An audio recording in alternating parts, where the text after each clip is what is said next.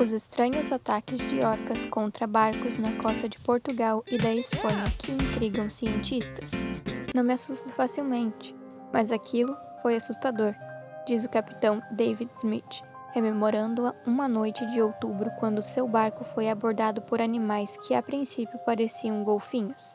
Logo ficou claro que eram muito maiores do que golfinhos e se comportavam de maneira muito estranha. Eu olhei para o animal, muito preto e branco e brilhante. Por cerca de 2 horas, um grupo de orcas bateu na parte inferior do iate de 45 pés que navegava ao largo da costa de Portugal. Foi sem parar, diz ele.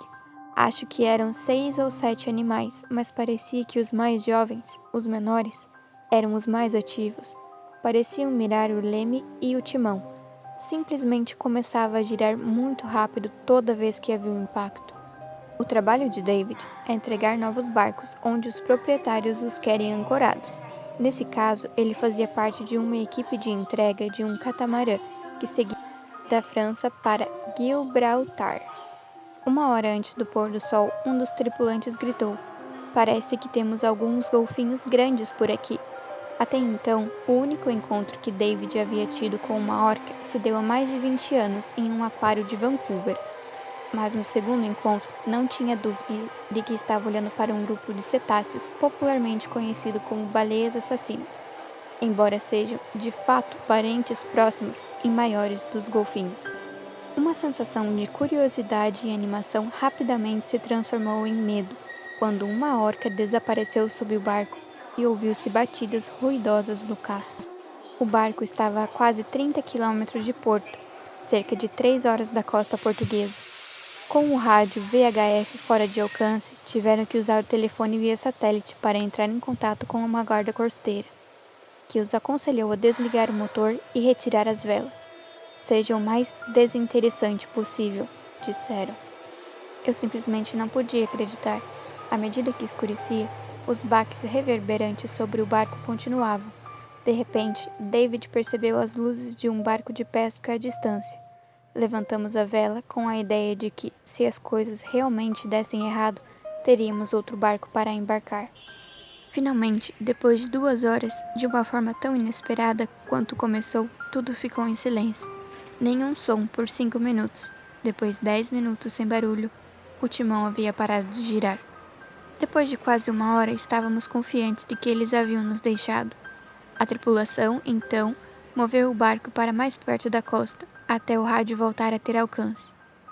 Quando chegaram a Gibraltar para uma avaliação mais completa de danos, o barco tornou-se mais uma prova da investigação em curso. Não é incomum ver orcas nessas águas do Atlântico.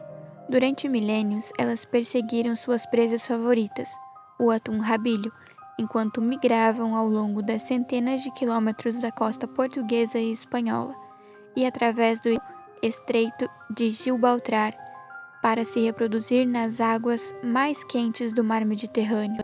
O relacionamento dos humanos com esses cetáceos, no entanto, tem estado por um fio desde que começamos a pescar mais do ultravalorizado atum-rabilho do que parece ser sustentável.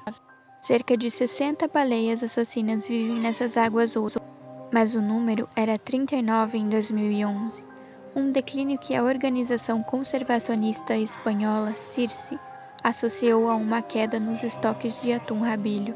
Em 2010, autoridades regulatórias internacionais reduziram o montante permitido de captura anual do Mediterrâneo, e à medida que o atum-rabilho se recuperava gradualmente, o mesmo acontecia com as baleias assassinas. Mas a sobrevivência da espécie continua precária. Essa população específica de orcas está listada como criticamente ameaçada e protegida por lei. Mas a crise de conservação não explica por que algum desses animais, de repente, começaram a se comportar de forma tão bizarra e aparentemente agressiva perto de barcos. No início, eu simplesmente não acreditei, diz Ruth Esteban, cientista marinha que fala mansa e que escolhe palavras com cuidado, não querendo especular sobre algo tão complexo como o comportamento de uma orca. Ruth trabalha no Museu da Baleia Madeira, mas estudou esta população de orcas durante os 6 anos de seu doutorado. Essas baleias assassinas estão sempre curiosas sobre os barcos e vão se aproximar deles, mas tocá-los e causar estragos? Eu pensava que as pessoas só estavam com medo e interpretavam mal o que estava acontecendo. Esse foi o vídeo de hoje. Até a próxima!